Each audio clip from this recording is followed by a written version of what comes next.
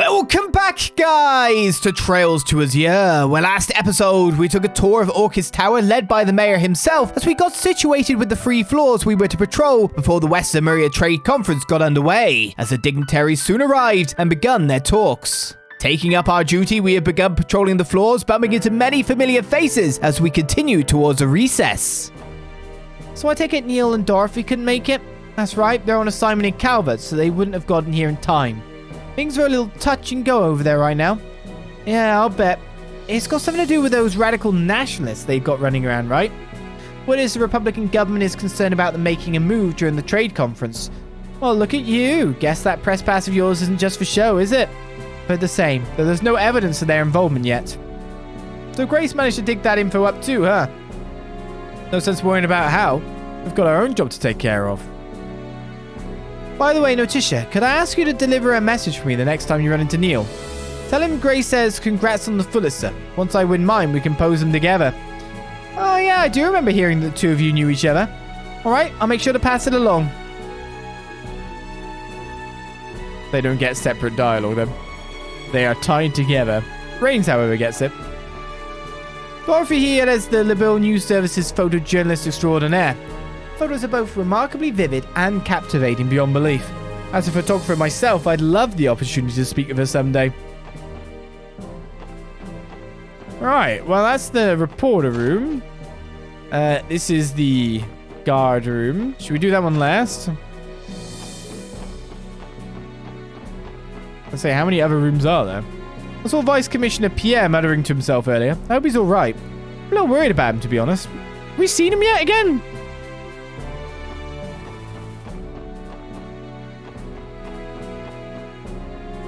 Phew, so this is where they put the lunchboxes. Finally, I can grab a bite to eat. Wait, that wasn't you at the market, was it? Thought we'd recognize you. You got the same kind of glasses. It wasn't you. Understood. We'll get right on it. Listen up. There's a press conference scheduled during the intermission. Make sure everything is in order on the double. I can't believe that woman would... No, I'm sure of it this time. Who's he mumbling about? Excuse us, Vice Commissioner Pierre? What? The Special Support Section? Oh, joy. Well, can I help you? If I may ask, Vice Commissioner, what are you doing here? Tio, you can't just... Oh, nothing. Nothing except my job as Director of the Security Command Room. Since when? Kind of think of it, I do recall seeing your names sprinkled around in some of our materials. I see, I never read those, hence my confusion. You what? Here we go. We probably should have mentioned this to all of you sooner. Whoops. One question, if you're the head of security, why are you in here instead of the command room? Taking a little break? Please, Dudley has full authority while we're here on site, with my permission, of course. So you see, there's no reason for me to be in the command room. Too many leaders spoil the group, as it were. I think of it however you like. As your superior, I know what is best for the operation. Now then, you 6 just focus on not getting in Dudley's way. Yes, sir. By the way, Vice Commissioner, could I ask what woman you were referring to just now? I'm curious too. Is it someone we should be wary about? Why would my wife be... I mean, mind your own business. It's got nothing to do with you. Now get back to work. Go on.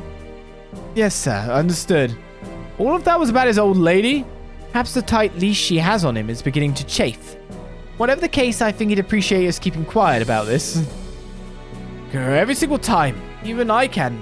I know I could. What is going on with you? I guess we'll find out in chapters to come. He's having issues with wife. Hopefully he hasn't got drunk again and given his ring to someone else again.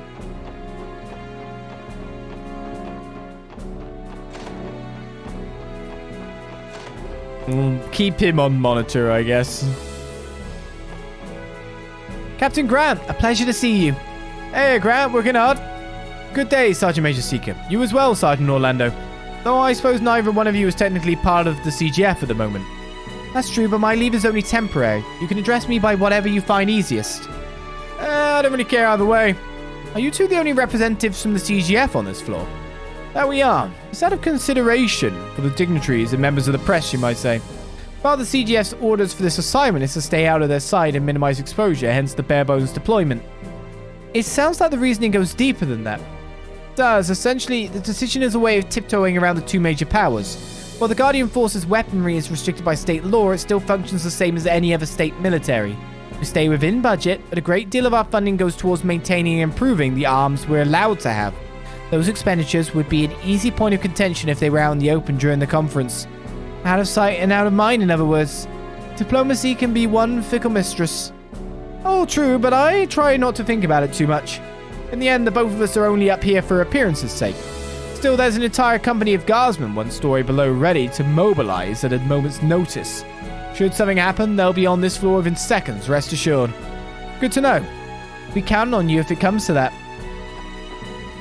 It's up to us to keep everyone safe today, Sergeant Major Seeker. Let's put our backs into it.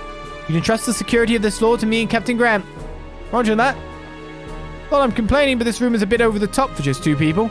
I guess it just goes to show, when it comes to extravagance, Orcas Tower truly is in a league of its own. Well, I'm complaining, but this room is a bit over the top for two people, yeah. Well, you've got a base and privacy. Now we hit command. All of us in the security division are contributing to keeping Orcas Tower safe during the trade conference. Our members are practical combat specialists who train constantly for emergency situations. Should the worst come to pass, I can assure you that we're just as capable as the Crossbell Guardian Force. We're accustomed to protecting government property and dignitaries alike. Whether it's the anniversary festival or this international conference, handling large-scale events is all just part of the job. Watching the building through this monitor, you can tell everybody on security details on extra high alert. Things would be a lot simpler if our fears about these terrorists turned out to be unfounded, wouldn't they? Now, only 3 people remain. We still haven't caught wind of any terrorist activity, but it's too optimistic to hope they call off their plans in the face of our flawless security. Would that they could be so lucky. Or we, even. The infrastructure we set up here allows us to consolidate and pass every bit of security data that flows in just like that. Plus, while the terminals here are limited, we're still able to access the database at CPD headquarters. Should the need arise, we'll have detailed info on any suspicious characters available at our fingertips. Mayor Croyce lent us his full cooperation in having this infrastructure put into place. He utilizes all of Crossbell's technology and resources, so there's no excuse for us to provide the best security in Zemuria. There you all are. Have you noticed anything amiss? No, not yet. That monitor over there gives you a security overview of the entire tower at once, right? Correct. We have access to every critical area of the building in real time. That includes the conference room, of course. Thankfully, this tower is equipped with the most advanced security system on the continent. Numerous locations are beginning to incorporate video surveillance, as I recall, from the IBC to Orbital stores. I've never seen such a large quantity of them in one place, however. How many there are is only half of it. The fact this technology even exists is amazing on its own. I wouldn't be surprised to see them used to survey areas outside the city someday. The CGF's days might be numbered, Noel. I don't think it'll ever be that simple. How widespread they become is going to depend on the public's approval. Aggressions aside, they're a more than welcome convenience for this assignment. Without any leads on the terrorist plans, all we can do is nip things in the bud the moment they strike, whether right before or just after. That's why we have to keep our eyes sharp. Can't afford to overlook even the tiniest detail. If you come across anything suspicious, be sure to report it at once. Understood. We've been keeping in contact with our surrounding posts. Nothing out of the ordinary is being reported as of yet. You 6 should continue patrolling your assigned floors. I'll leave you to it. That's everyone talked to. I haven't seen anything suspicious. Alright, that's one patrol down. Nothing unusual to report at the moment. Yep, so far so good. We might as well make another loop around. Good plan. You know, I can't help but wonder if the conference is going smoothly. Me too. I know the mayor and speaker are doing their best, but that's a tough room they've got in there. Blood Nine Chancellor and the President Rocksmith present the greatest challenge. That they do. Want to ask someone how it's been going during the intermission? The same day at 3:05. The trade conference finally reached its halfway point. Before the intermission officially began, the heads of state held a brief press conference for the media.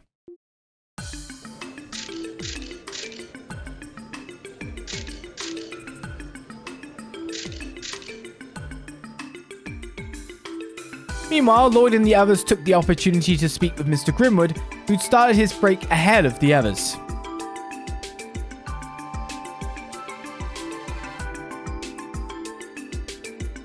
Ah, that explains it. Things being as precarious as they are, the SSS was asked to assist with the security detail. Exactly, I'm not sure how much of a difference we really make in the grand scheme, though. We may only be additional peace of mind. Don't sell yourself short, my friend. You're the team that thwarted an assassination attempt on our previous mayor. It's reassuring to have you all here. That's kind of you to say. Yeah, thanks for the vote of confidence. How is the conference going, Mr. Grimwood? Things appear to be proceeding smoothly thus far. That's a fair assessment. Talks are slow but steady for now. The participating nations have already agreed to several trade deals. Mayor Croyce's efforts are truly beginning to pay off for all of us. Thank goodness. That puts my mind at ease. Slow but steady for now, you say? Do you think things may get rocky in the second half? Oh? Is there something you're concerned about? I doubt I hold the jurisdiction to tell you this as an observer on the sidelines. But the focal point in the first half of the conference centered on proposals that affect such fields as trading and finance. The second half, on the other hand, will be reserved for proposals from each of the various heads of states. That is undoubtedly when the topic of Crossbell's defenses will be addressed. But if they do that, it'll only be a matter of time before foreign military presence enters the equation. But what about the non-aggression pact? It's only been 2 years since it was signed. The Queen of Labil did push the pact into being with Crossbell's best interests in mind, but technically 2 of the nations participating today never signed that pact. Remaferia and, well, Crossbell itself. In light of that, it's only inevitable that a new continental security framework will be discussed. Likely so. My grandfather shares your concerns and expectations both. Will drafting up a new pact and having Crossbell sign it this time not be the simplest solution? It has to be. They could model the framework after the non-aggression pact and prohibit military force between all the nations. Oh. I get it. Crossbell isn't technically a nation. The Empire and the Republic only recognize Crossbell as an autonomous state. It is as you say, Crossbell lacks the sovereignty to enter an international treaty. Economic arrangements alone are not grounds for the state to enter into a formal pact as its own entity. That fine line we tread is precisely what puts the state of Crossbell in jeopardy. I'm sort of getting it, but this definitely isn't cut and dry. Excuse me, but I have something I would like to ask. Crossbell is not the only autonomous state on the continent. The Man, Ored, and Northumbria, for instance. Are those states also barred from entering into international treaties? No, they're not. It's true that each state has its own set of historical circumstances as to why they've remained states instead of forming nations. However, each has also been recognized by the major powers as independent with sovereignty of their own. So they have equal standing. Exactly, they're treated very differently than Crossbell, primarily because their sovereignty is recognized by the Holy City of Arteria.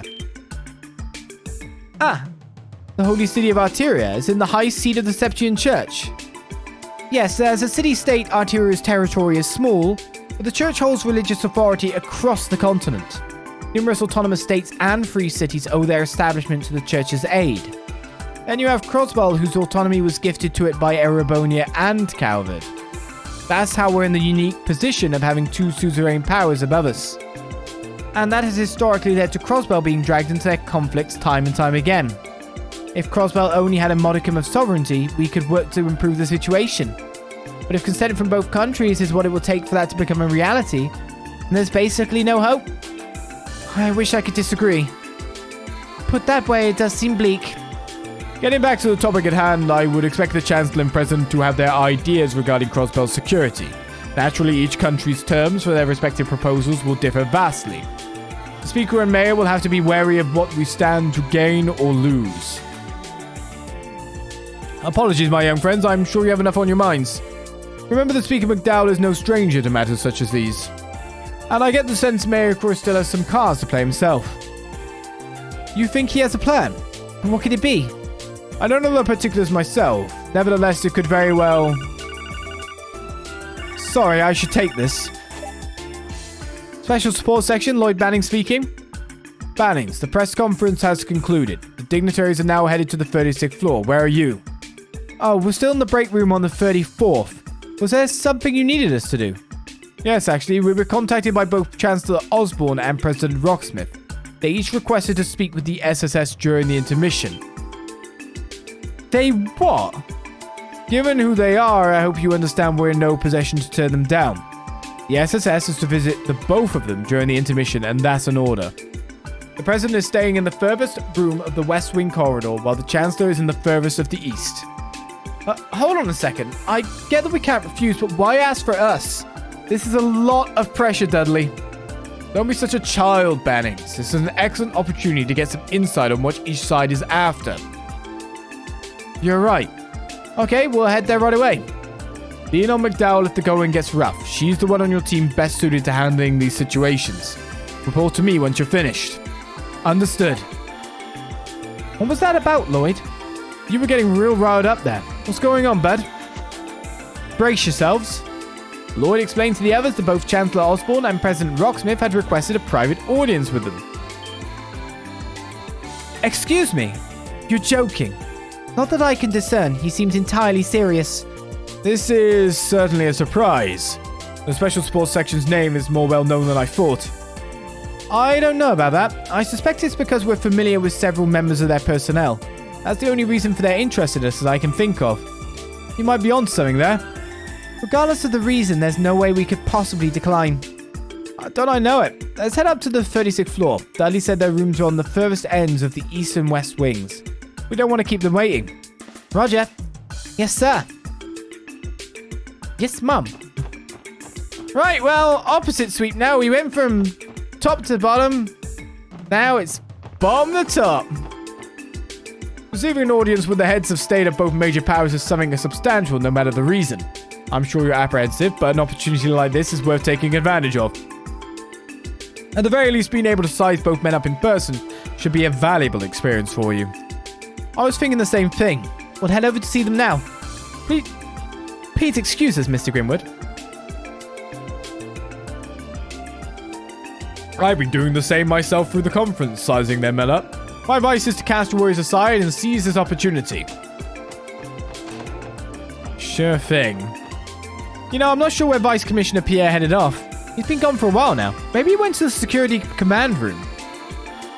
Okay, something's up with Pierre. It's still closed, at least.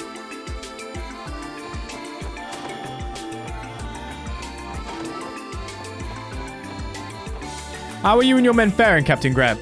Just fine. Everyone's standing by on high alert. They're used to being ready for an emergency at any moment. I suppose they would be. That's reassuring to hear.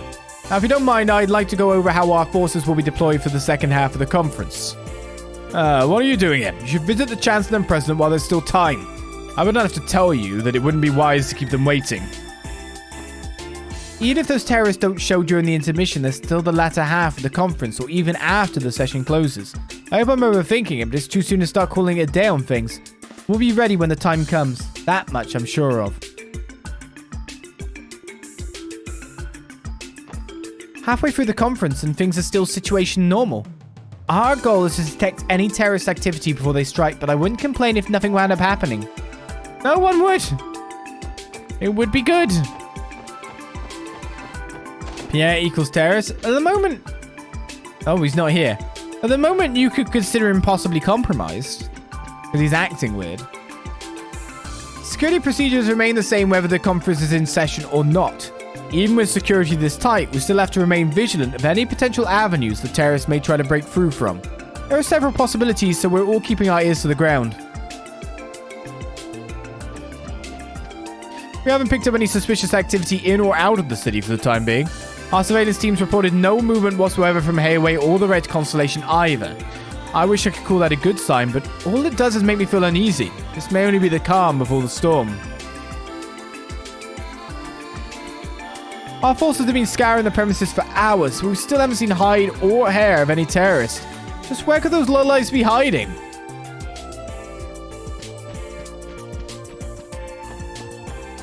Ooh. A clamor.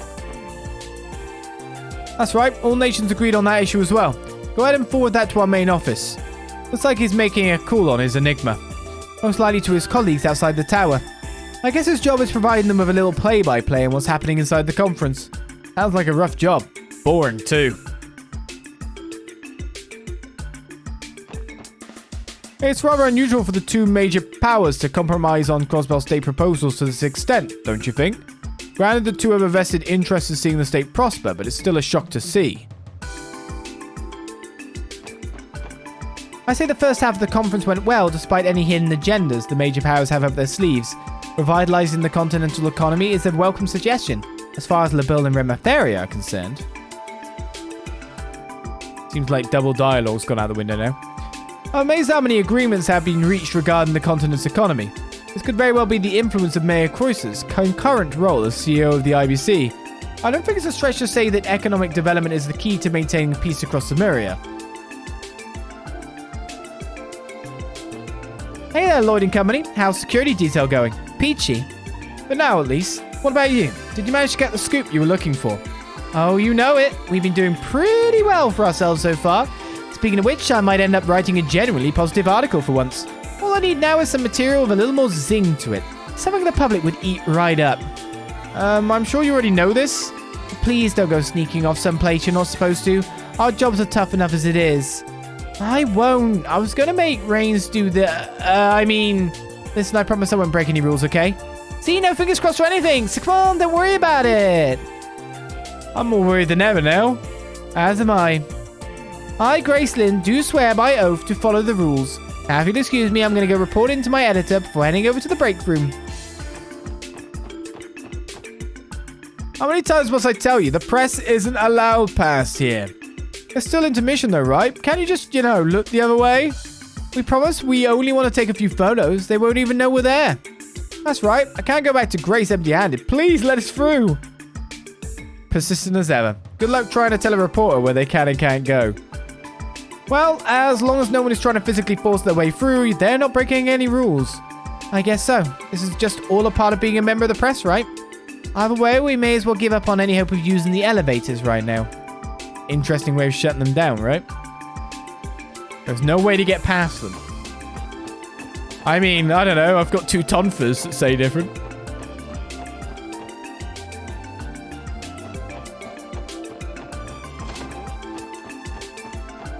Alright, what's going on here? Is that Arios and Kilika? I believe so. What could they be talking about?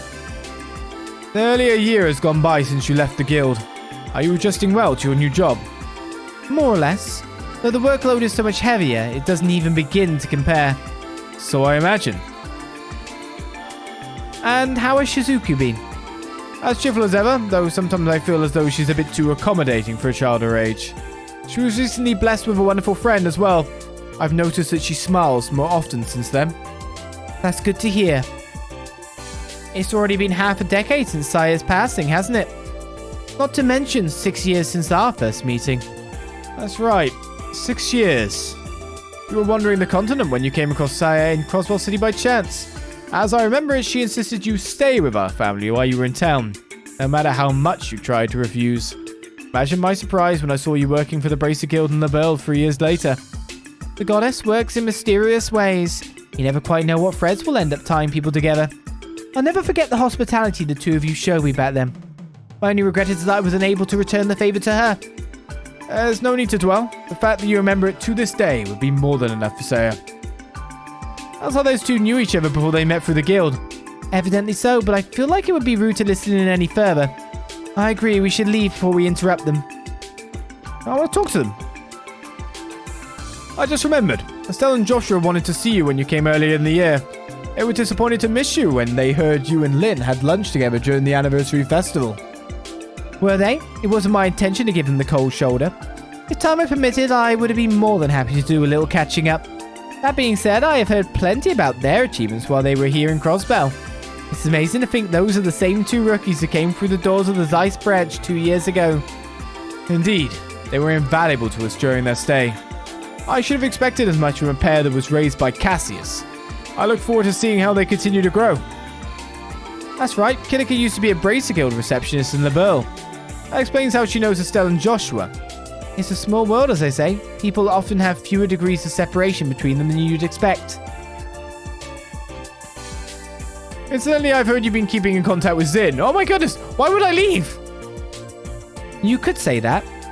Though we rarely get the chance to meet anymore, our positions being what they are. That's enough eavesdropping for one day. We should move along. What the god? Okay, that's it.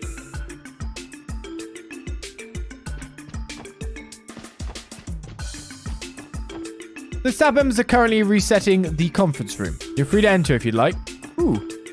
There haven't been any reports of potential terrorist activity so far.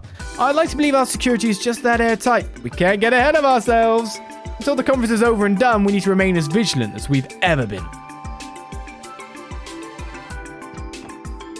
We're loud in. The conference is only half over. I'm not dropping my guard for 1 second until we get the all clear. Someone planting a bomb. Oh, Pierre's in here. That's worrying. Phew, there we go. It's up to us to make sure the attendees have a nice tidy room they can feel comfortable in for the second half of the conference. I promise to give this table the wipe down of a lifetime. Vice Commissioner looks so apprehensive standing there. I wonder what's on his mind. Don't worry, I won't bother him. I'm just worried is all.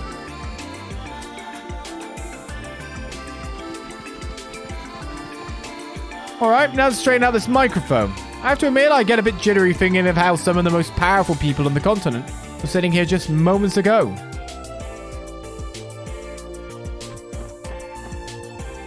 My, what an amazing view. It's difficult to imagine any terrorist would take wing in such beautiful skies. Yes, I'm right. The mere notion is absurd. There's simply no way it could ever happen. He doesn't sound too convinced. Ha! Terrorist, the mere notion is absurd. I must be overthinking things. We think you're the terrorist. I spotted Mr. McLean having a conversation with President Rocksmith's aide in the waiting room down the hall. They seem to already be acquainted. I wonder just what their relationship is. Hello, Angie. Yeah, we're in the middle of an intermission. Oh, that's right. Class 4 is at Corellia Fortress right now. I'm a little worried about what the Imperial Liberation Front is up to, but they should be fine as long as Crow's with them. I'll keep an eye out over them on my end, so you guys be sure to do the same. I just got terrorized by a flying kit. Oh, that's not like any orbment I've ever seen before. Must have been co-developed by the Foundation and the Rhineford Company. Whatever it is that girl was talking about, though, she seemed pretty on top of it all. Not just anyone can do that sort of thing. Ah, you love me. Angie, this is a serious situation here. I'll keep an eye out over on my end, so you guys be sure to do the same.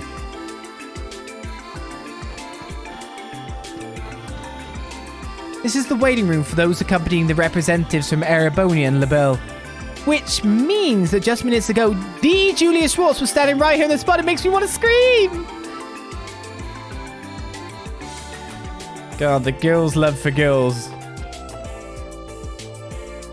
Huh? Ah, seems the elevator's arrived. How about that? Please, after you. Oh, I couldn't. You go on ahead. It's quite alright. I promise you I'm in no particular hurry.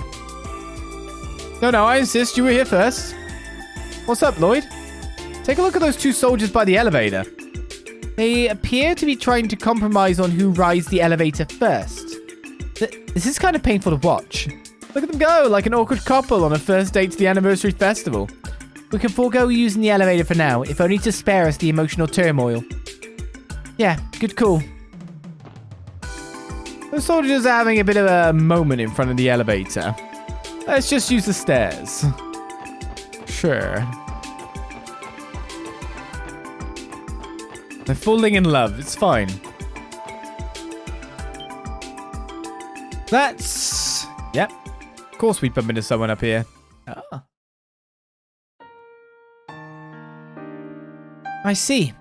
And that's when you run into Lucy. Yep. I was only in Remaferry on business too. Guess she caught wind. I tried to run, but she caught me. Yeesh, I must be losing my touch. Can you even guess how many bonks over the head she gave me? Not a one. She hugged you instead with tears in her eyes, didn't she? Dang it. I can tell exactly how Lucy feels, you know. She's probably well aware of just how dangerous your day-to-day is. I'm sure she's been worried sick. Man, a woman's intuition is no joke. Makes my spine tingle. I never do know how to handle them. Maybe, but you brought it upon yourself. This really does take me back. It's been so long since I've seen Leo too. I love for all of us to have a reunion.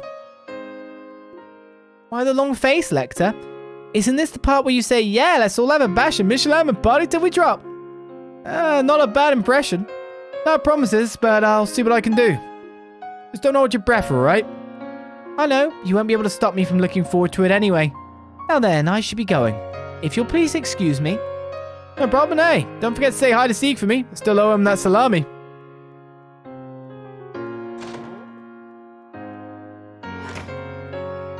Damn, she's really coming to her own. The bill couldn't ask for a better crown princess. You guys think so too, right? Busted. Sorry, we didn't mean to eavesdrop. We didn't hear much, I assure you. Didn't you, Ellie? You seemed very invested in their relationship from where I was standing. Tio? Well, she ain't the only one. You and the princess sure seem close. What's the story there? I was her upperclassman back in school. Prep, I mean, not Sunday school. Genis Royal Academy, to be specific. Genis Royal Academy? That's one of LaBelle's most prestigious institutions, isn't it? That's right. It's not unheard of for them to accept students from abroad, but... Did you study there on taxpayers' money? No, man, Gilead paid my tuition out of pocket. Well, it's about time I hit the old dusty trail myself. Oh, that reminds me, you got called in to talk with the head honchos, right? They're both real pains in the ass to deal with, so good luck in there. What? Okay, we follow him now, by the way.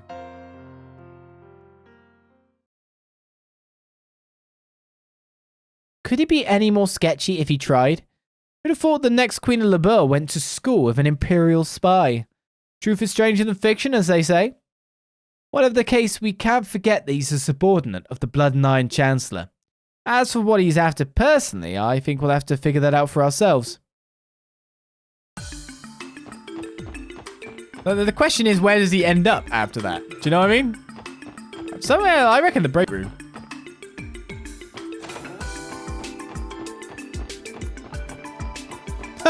Bingo!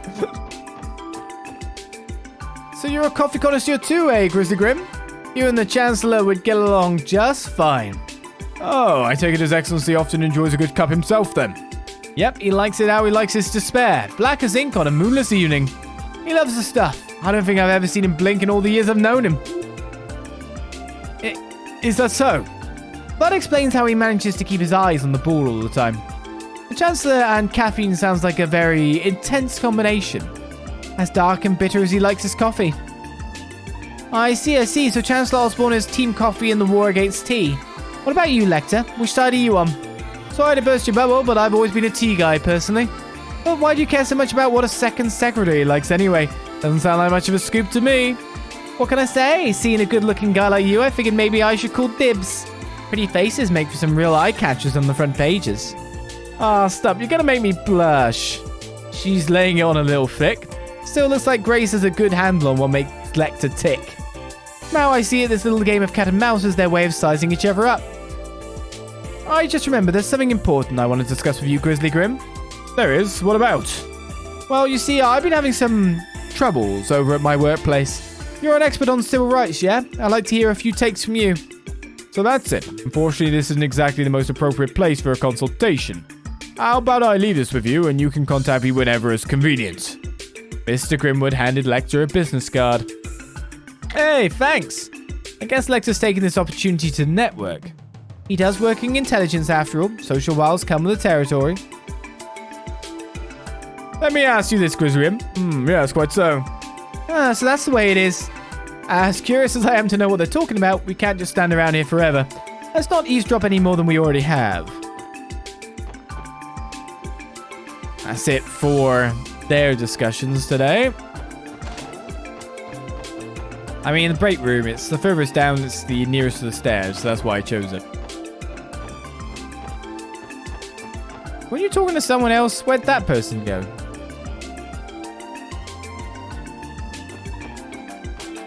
Unless it was you. I'm confused.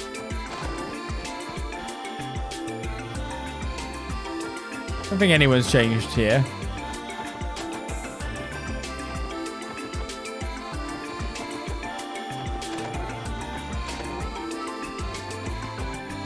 from... Wasn't it Grace? I thought it was Grace and one other person, but probably I'm wrong.